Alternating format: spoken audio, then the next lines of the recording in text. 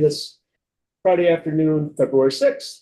And we have, we're going to have the first of our official budget presentations that we're going to be doing a lot of next week as well.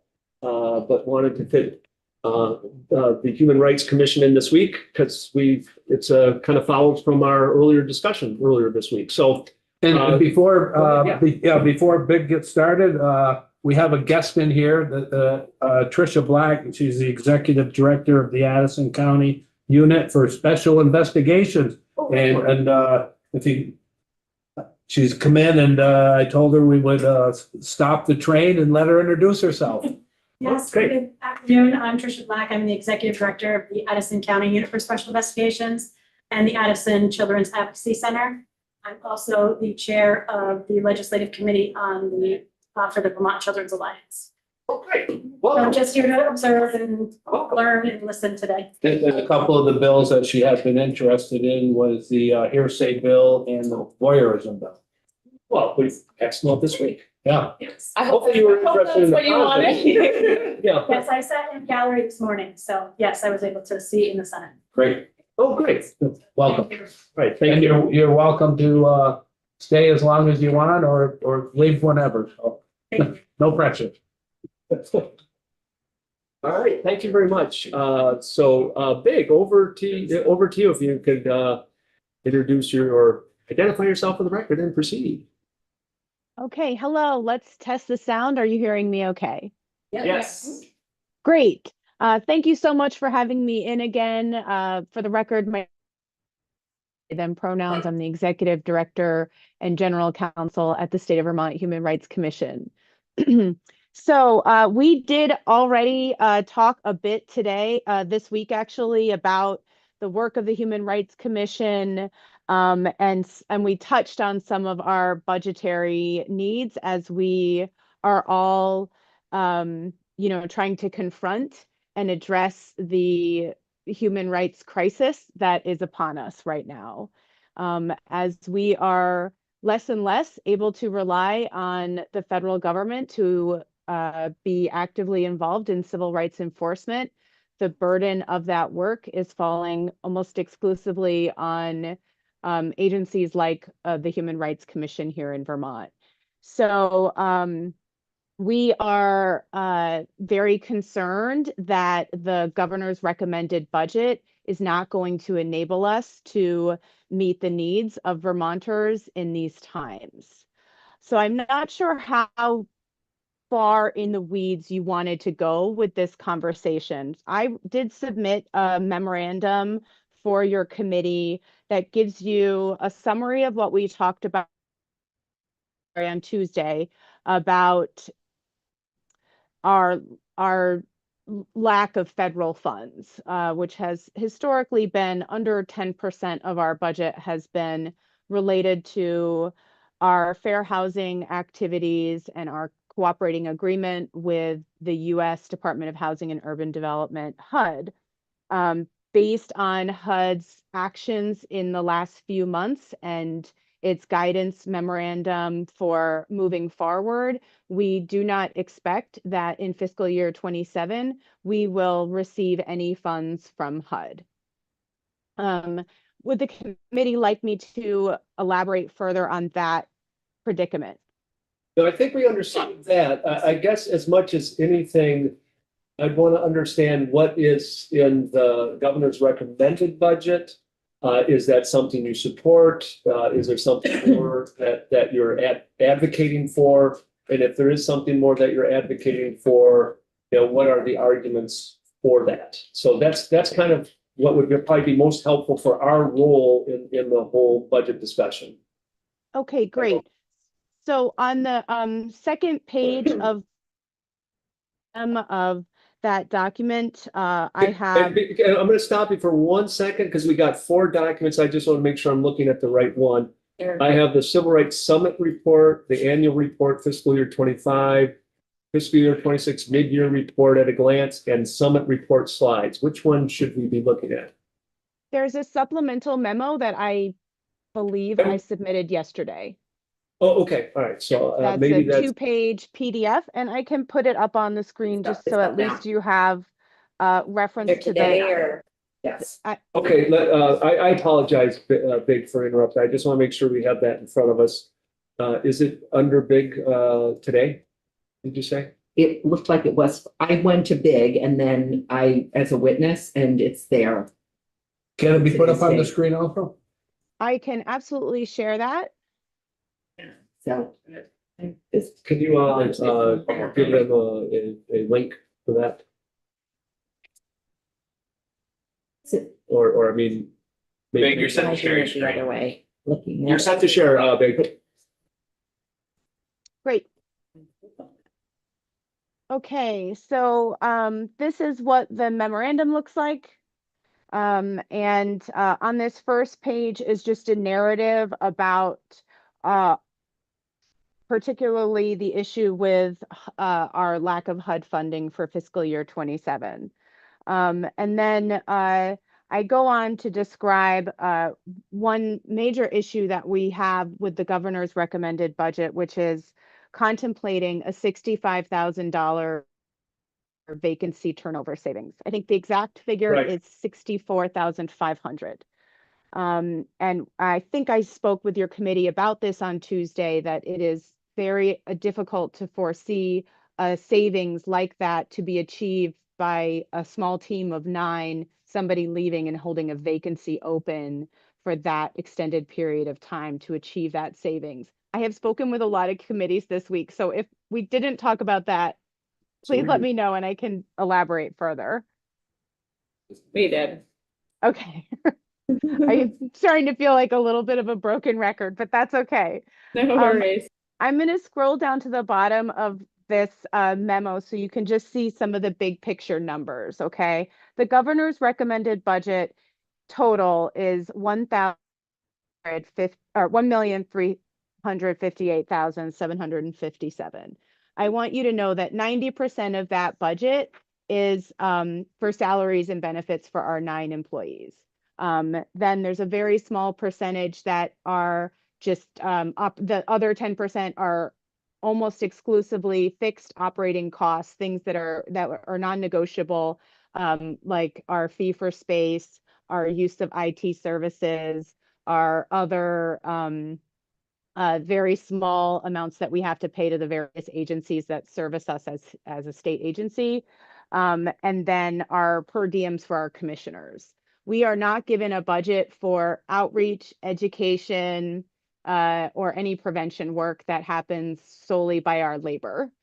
So it is very difficult to envision a scenario where we realize this magnitude of a vacancy turnover savings without a reduction in services.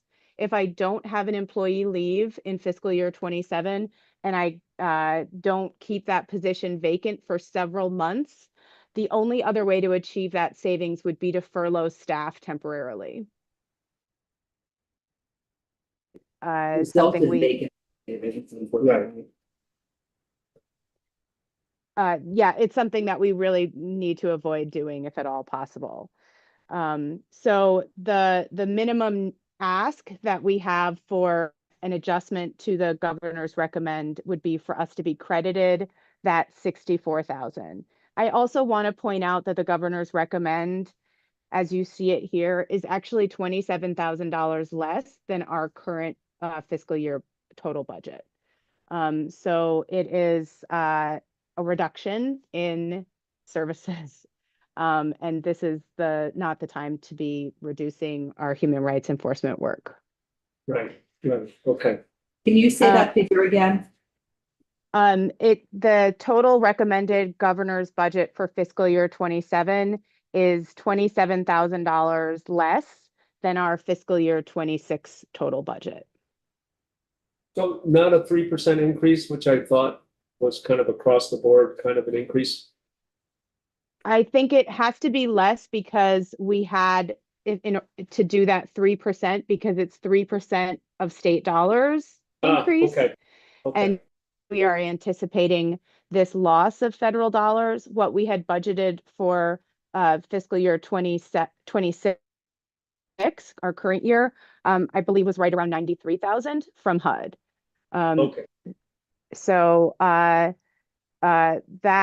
with the loss of federal funds in such a small amount of federal funds, really, we were asking that the governor recommend a budget that would make us whole and enable us to continue at least our full operations as they are this year. We had also requested the administration provide funding for 3 additional positions. I think that we talked about that a little bit last year, earlier this week, but I'll just kind of give you a recap, and I have a little bit of a description above here of those 3 positions and why we need them. I know I talked with you about the need for a policy director. I think that there's really some big picture work that is desperately needed in the state to examine the effectiveness of our anti-discrimination laws and make recommendations and issue guidance documents that the public is desperately in need of, particularly at a time when we are seeing our federal governments removing a lot of their prior guidance documents. So, for example, HUD withdrew a number of extremely helpful guidance documents around fair housing and reasonable accommodations this year, among other topics. And those were documents that we looked at all the time, that we would use in our trainings for property managers and housing providers. And we really need to fill that void by issuing those similar types of guidance documents for the public. And it's very difficult to contemplate having the bandwidth to do that with our current staffing levels. We are also requesting an addition of a staff attorney investigator. Last year, I asked the legislature for 3 new staff attorney investigator positions, and we were very, very grateful to get 1 for fiscal year 26.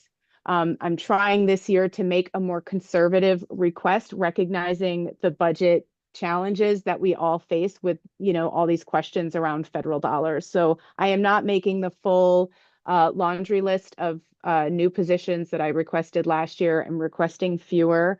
But one is a crucial position would be an addition of another investigator. This would enable me to accept more cases for investigation.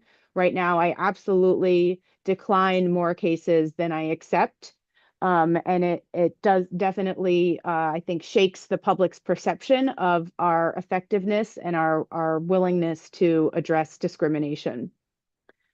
In addition, another staff attorney investigator would, help us speed up our complaint processing time, enable us to investigate more cases, and also potentially serve as a co-counsel for the current all of the litigation that we have underway.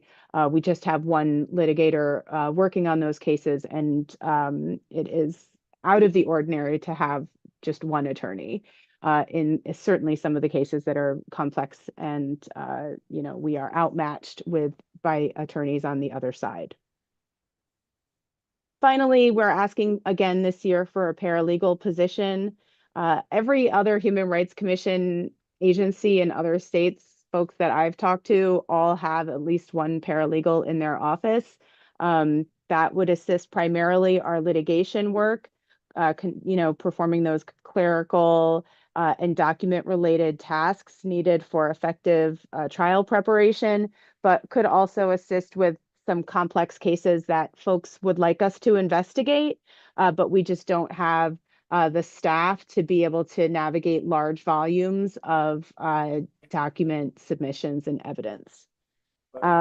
So the current, so the total for those 3 estimated costs for the benefits and salaries of those positions are listed in this memorandum. And that can give you a general sense of what our total budget request is and why. Are there any particular questions? That's exactly what we need. It's really helpful to have that memo and to have that laid out for us. And it will go into all of our consideration as we hear from all the various other entities. I certainly hope that we can find room to push for, at a minimum, those vacancy savings. But we have to hear from all the other folks that are kind of part of our budget oversight. So, but Barbara, go ahead. Big thank you very much. I'm wondering if you could share with us what your allocation is this year for space technology, the things that you said are non-negotiable, and what the figure was last year. That would be in the more detailed budget book. Okay. So if you would bear with me for a moment, I can give you those numbers. Yeah. It's in the budget book. Oh, the I know I was spreadsheet. trying to open it here, but Um, I think it. So one of the ways that we organize this information is with what they call the budget development form, the ups and downs. Yeah. A document I loathe deeply. Yeah. That hurts my brain because it doesn't give you the totals. It gives you the changes. Right. And So even what's that in is parentheses, helpful. yeah, and what's in parentheses is meant Yeah. to be an increase, and all of the numbers, the other numbers are no, see, it hurts my brain. But I'm happy to walk you through a little bit of the ups and downs. And this like top section, the top half of it here is really the salary and benefits piece. So on its face, it looks like we're getting this big increase in salaries and wages. That's really just because when we got new positions created last year, they put it in this other personal services line item below where you see this 250,000. So they're trying to reallocate that. It looks like an increase, but it's really not. It's just moving from this line item to these other ones. Got it. So those are pretty much a wash. And our fee for space charge, you can see listed here. These are our changes in our operating expenses. It looks like a total increase in our operating expenses of 35,596. And is that based on personnel numbers? So it went up partially because your FTEs went up? They don't tell me anything about how they calculate this. I know the fee for space doesn't seem to reflect how many people are in the building, just goes up every year. That's how much we pay BGS for the building we use on Baldwin Street. It went up much more than this last year. The year before it went up, I want to say by like 9,000. This year it only went up by 2,500. And our ADS fees have gone up. This isn't something I know anything about or how it's calculated. It did go up significantly the year prior as well. The other changes are, I think, really just a reflection of everything in state government costs more. And so we pay these other agencies for a lot of services, and just, to have our technology and to have some HR services and to have the business office assist with our invoices and payroll. And so that's a very nominal increase. And the other thing I would point out here is the vacancy turnover savings line. It was last year, we were required to budget in a $25,000 vacancy turnover savings. So that is increasing by 1,920. That's how we get to that 64.5. Thank you. All right. Down here, you can see what we were appropriated this year, 1,385 or 1,385,000, and then how this governor's recommend number is less. And there's a typo in this. This is this bottom blue line is the 2027 governor recommend. And that's where I got that $27,000 decrease in our overall funding for this year, for this coming year. Is it something we should get that form? We want to? I think it's in the budget. It's in the budget book. But I couldn't make it, I wasn't able to make it big, so I probably have to print it. Like it. Okay. It was too small to read. Okay. Oh, okay. I got you. So we do have it somewhere else. Yes, and I'll blow it up sometime. All right. Any other questions for Big on this issue? I don't see any. Thank you again. That was very helpful. I really, you've armed us with what we need and with the knowledge that we need to have on our contribution in this whole discussion. So really appreciate it.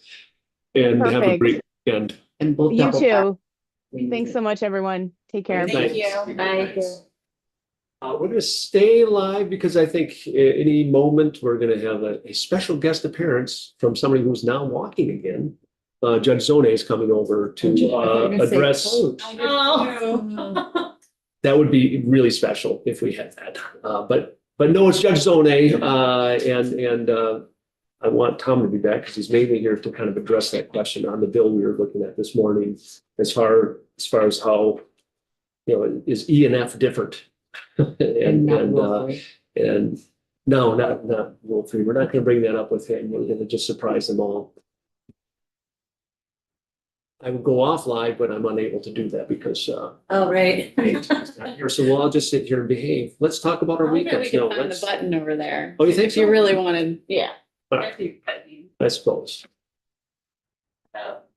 Leave? I want to tell All right. people we're All leaving. right, we're going to be back momentarily.